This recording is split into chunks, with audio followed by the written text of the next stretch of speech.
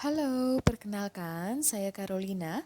Pada video ini saya akan membahas mengenai panduan observasi karakteristik peserta didik, khususnya pada fase E. Video ini dibuat dalam rangka untuk memenuhi tugas dari mata kuliah pemahaman tentang peserta didik dan pengajarannya, khususnya di topik 3 mengenai profiling peserta didik.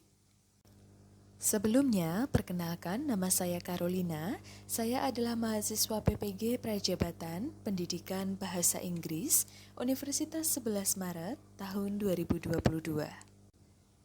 Terdapat 11 aspek perkembangan peserta didik yang saya observasi, yaitu yang pertama mengenai fisiologis, 2 kognitif, 3 sosial emosional, 4 motivasi, 5 kultural, 6 status sosial, 7 minat, 8 kemampuan awal, 9 gaya belajar, 10 perkembangan moral, dan yang terakhir adalah motorik.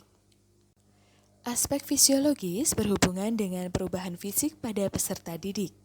Ada beberapa perubahan dalam karakteristik peserta didik, 4 diantaranya yaitu perubahan bentuk, perubahan ukuran tinggi dan berat tubuh, perubahan kulit menjadi lebih kasar, berminyak, tak jarang tumbuh komedo dan jerawat, serta ada pertumbuhan kumis dan jambang. Aspek kedua adalah mengenai aspek kognitif atau intelektual. Peserta didik di usia ini memasuki tahap operasional formal, di mana peserta didik berpikir secara abstrak, mampu berpikir secara sistematis, dan peserta didik menyelesaikan masalah secara hipotetik. Aspek selanjutnya adalah mengenai aspek sosial emosional. Pada fase ini, peserta didik memiliki karakteristik mulai memikirkan masa depannya, ada keinginan bergabung dalam suatu kelompok atau komunitas tertentu, serta memiliki kapasitas untuk mengembangkan hubungan jangka panjang, sehat, dan berbalasan. Lalu ada aspek motivasi. Di sini motivasi dibedakan menjadi 2, yaitu motivasi yang timbul dari dalam diri atau intrinsik, dan motivasi yang ada karena pengaruh dari luar diri seseorang atau disebut juga sebagai ekstrinsik. Di sini peserta didik antusias dalam mengikuti kegiatan pembelajaran bukan karena faktor eksternal seperti imbalan, teman sekelas dan sebagainya.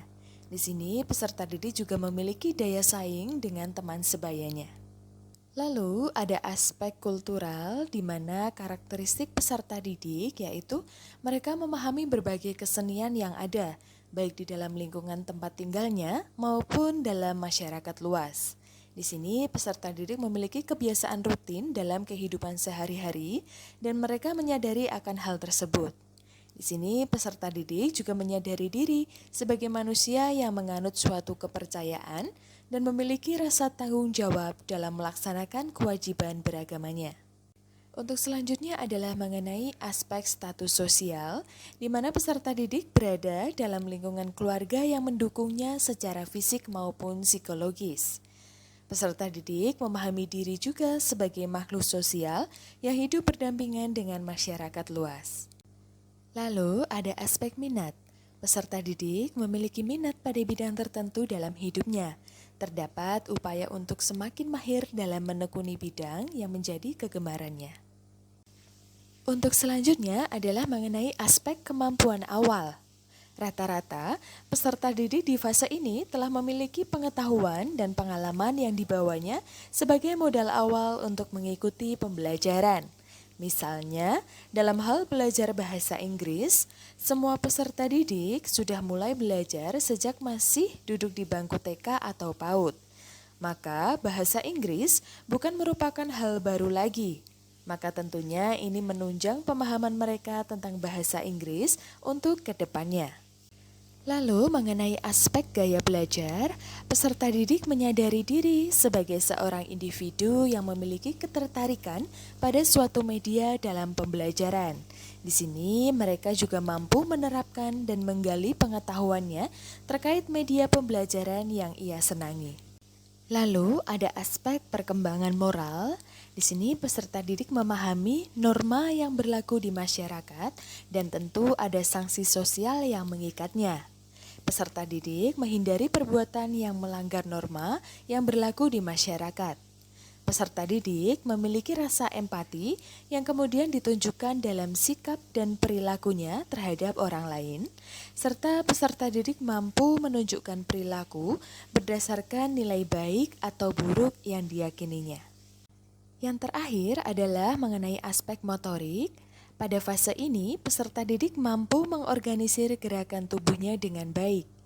Dan juga mereka mampu mengelola gerakan tubuhnya untuk melakukan kegiatan yang melibatkan penggunaan kekuatan ototnya.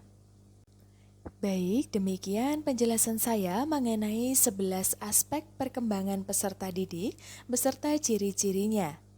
Saya Carolina, semoga bermanfaat. Terima kasih.